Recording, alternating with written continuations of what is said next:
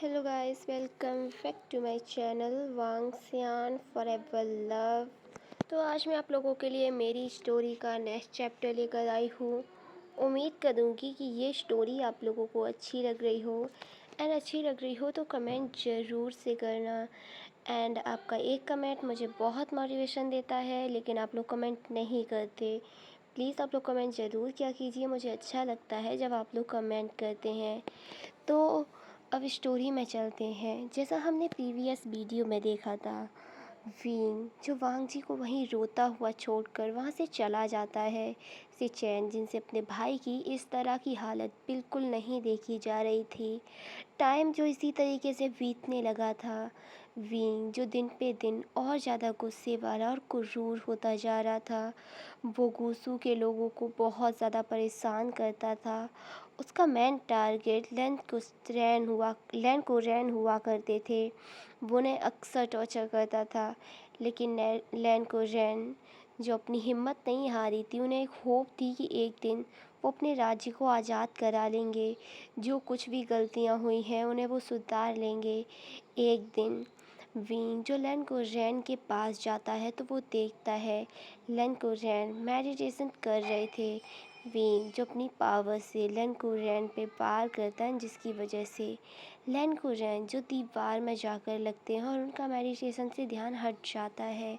उनके white cloth जो अब तक बहुत गंदे हो चुके थे, वो जगह जगह फट चुके थे, उन पे ब्लड लगा हुआ था।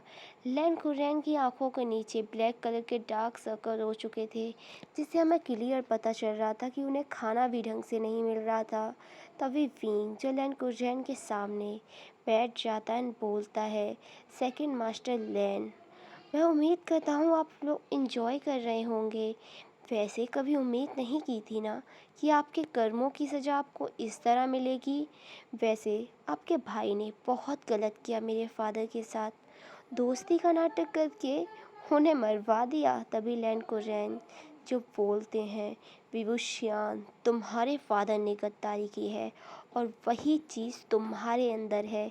तुमने मेरे नेफ्यू के साथ गद्दारी की और तुम्हारे फादर ने मेरे भाई के साथ। दोनों तुम धोखेबाज हो। एंड ये सुनकर विंग को बहुत गुस्सा आता है और वो लैन को रैन को दूर फेंक देता है और बोलता है, तो ठीक है, अभी तक तुम्हारी अकड़ नहीं टूटी है ना। मुझे लगता है तुम्हें टॉर्चर करने से बेहतर है तुम्हारे नेफ्यूज़ को सज़ा दी जाए तुम्हारी गलतियों की। ये सुनकर लैन को रैन जो अपने नीज़ पे गिर जाते हैं बोलते हैं, तुम्हें जो सज़ा देनी है मुझे दो, तुम्हें जितनी तकलीफ़ देनी है मुझे दो, पर मेरे नेफ्यूज़ के साथ कुछ मत करना। लेकिन विंग जो एक ईविल सी स्माइल देता है वहाँ से चला जाता है। वो सीधे वांग जी के रूप में जाता है। वांग जी जो पूरी तरीके से बदल चुका था। जो वांग जी अक्सर हंसता खिलखिलाता रहता था, मस्ती करना उसकी आदत थी, लेकिन अब वो पूरी तरीके से शांत हो चुका था। उसने हंसना छोड़ दिया था, वो लोगों से बातें भी नहीं करता था। वो एकदम जीते जागते मूर्ति की तरह बन चुका था। विंग को वहाँ देखकर वो खड़ा हो जाता है और बोलता है, तुम यहाँ क्या कर रहे हो। लेकिन विंग जो कुछ भी नहीं कहता और वांग जी को पकड़कर वॉल पे पुश करता है और उसे किस करने लगता है। जो सारी चीज़ें पहले वांग जी को अच्छी लगा करती थी, आज वो उसे डिस्गस्टिंग सा फील करा रही थी। वांग जी जो विंग को खुद से दूर पुश करने की कोशिश करता है, लेकिन उसमें बिल्कुल भी ताकत नहीं थी कि वो विंग को खुद से दूर पुश कर पाता। वांग जी जो हार मान लेता है और विंग जो वांग जी को किस करने लगता है। काफ़ी देर तक उसे किस करने के बाद वो उससे दूर होता है।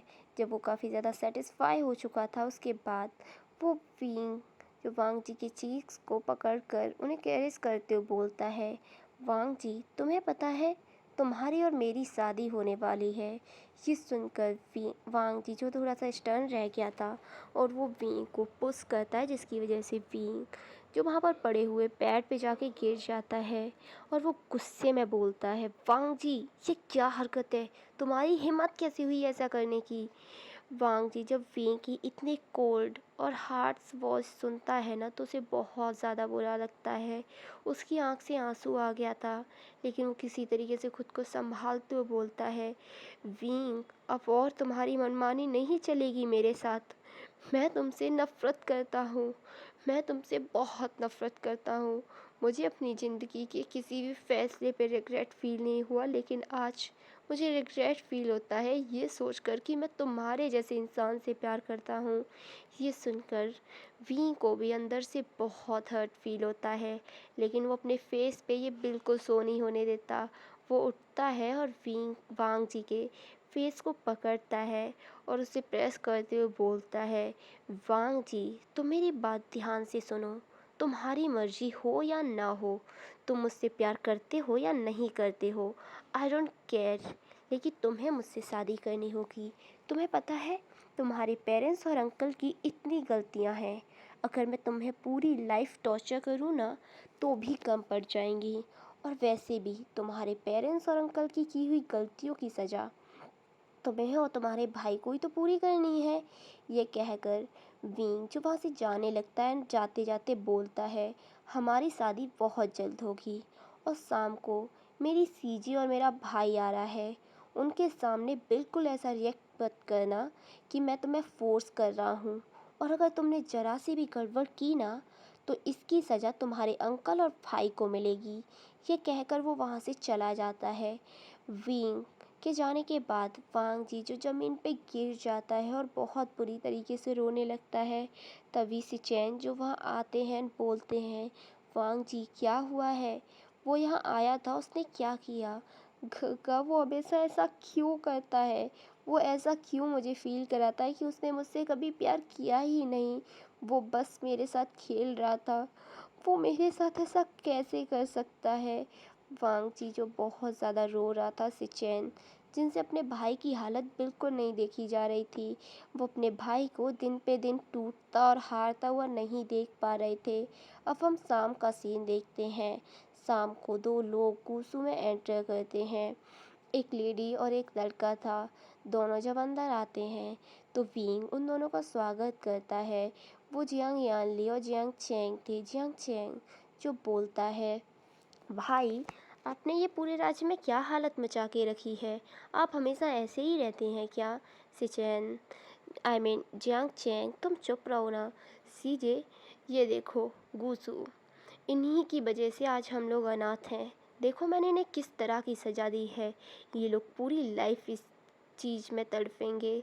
तभी जियांग यानली जो गुस्से में बोलती हैं, जियांग यानली जो गुस्से में बोलती हैं, विंग मैंने तुमसे कितनी बार कहा है मुझे इन सारी चीज़ों से दूर रखा करो। मैं उन सबको भूल चुकी हूँ, जो भी हुआ था मैं उन्हें भूल कर अपनी लाइफ में आगे बढ़ना चाहती हूँ, लेकिन तुम हमेशा ऐसा क्यों करते हो। और आज तुम मुझे यहाँ ले आए।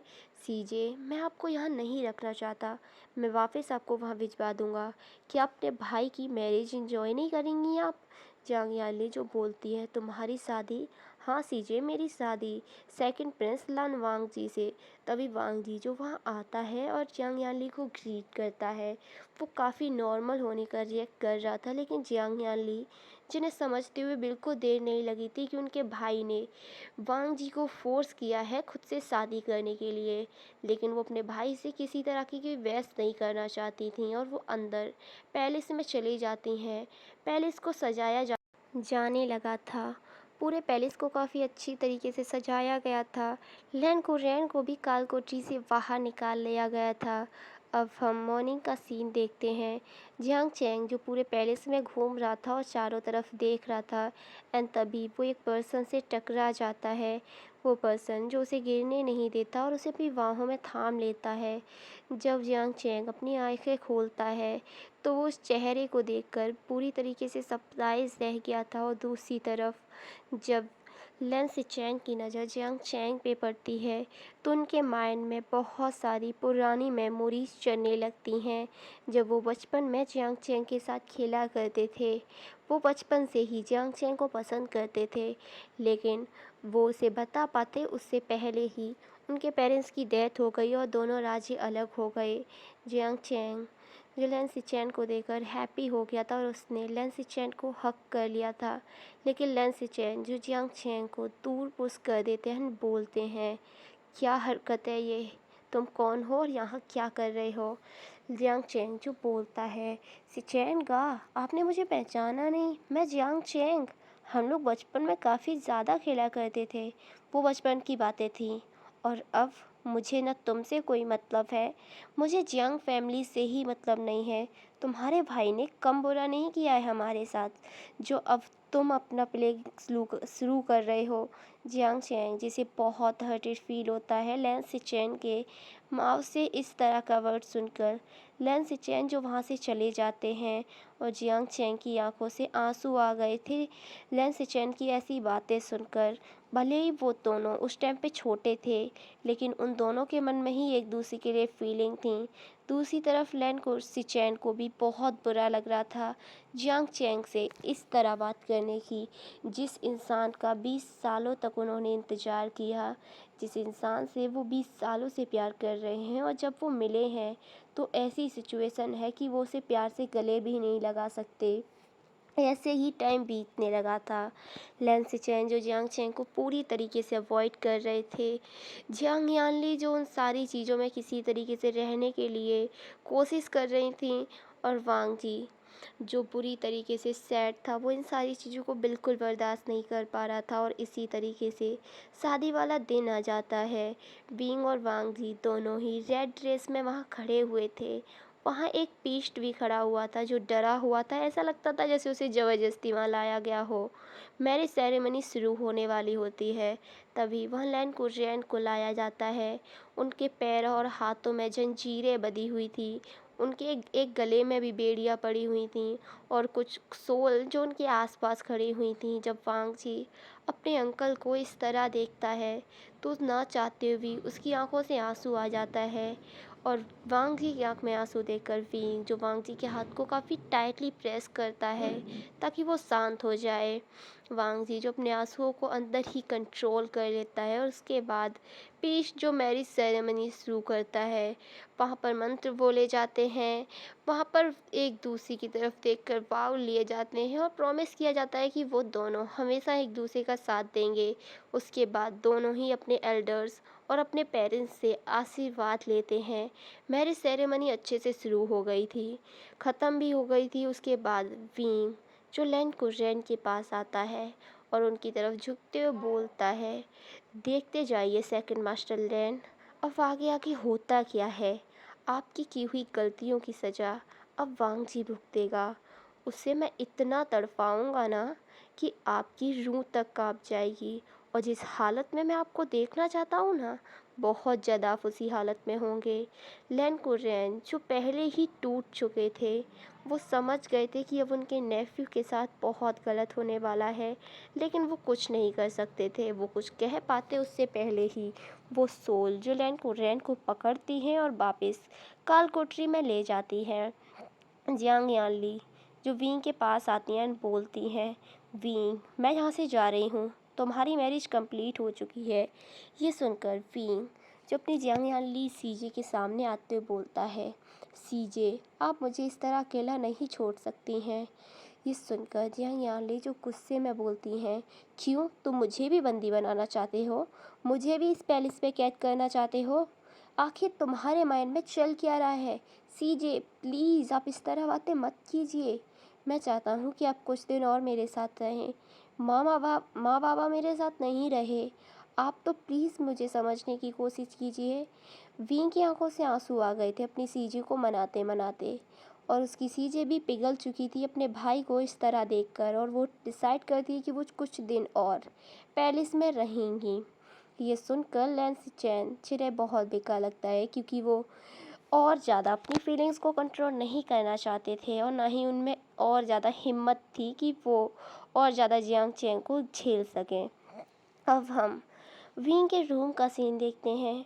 विंग के रूम में वांग जी जो बेड पे बैठा हुआ था, उसने काफ़ी बड़ा वेल लिया हुआ था सर के ऊपर। तभी विंग जो रूम में एंटर करता है और वांग जी की तरफ देख तो बोलता है, तुम क्लोथ रिमूव करो और जाकर बाथ लेकर सो जाओ। ये सुनकर विंग की बात सुनकर वांग जी जो गुस्से में बोलता है, आखिर तुम्हारे माइंड में क्या चल रहा है? तुम चाहते क्या हो विंग? मुझे नफरत होती है तुमसे, और अब मुझे खुद से भी नफरत होती है ये सोचकर कि मैंने तुमसे शादी की है। मैं खुद को मिटा दूंगा, पर तुम्हें कभी भी मैं अपने पास नहीं आने दूंगा।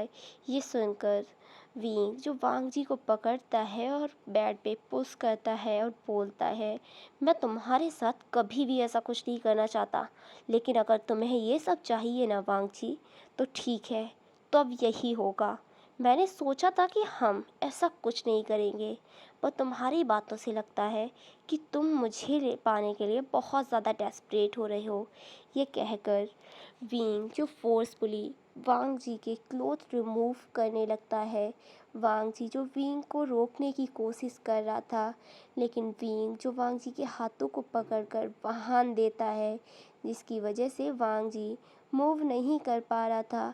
अब तक वांग जी पूरी तरीके से नेकेड विंग के सामने था, और विंग ने भी खुद के क्लोथ रिमूव कर दिए थे, और वो उसे काफ़ी ज़्यादा किस कर रहा था, किस नहीं, वाइट कर रहा था उसे। और वांग जी जो ये सारी चीज़ें बिल्कुल भी बर्दाश्त नहीं कर पा रहा था, उससे बिल्कुल भी हैंडल नहीं हो रही थी ये सारी चीज़ें।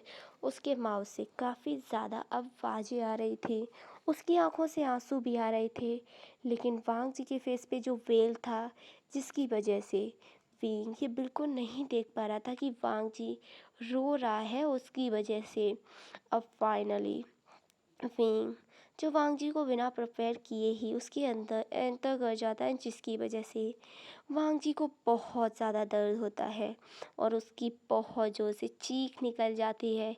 वो तो शुक्र था कि विंग ने रूम के चारों तरफ एक कोर लगाया हुआ था, जिसकी वजह से वांग जी की कोई भी आवाज़ बाहर नहीं जा रही थी।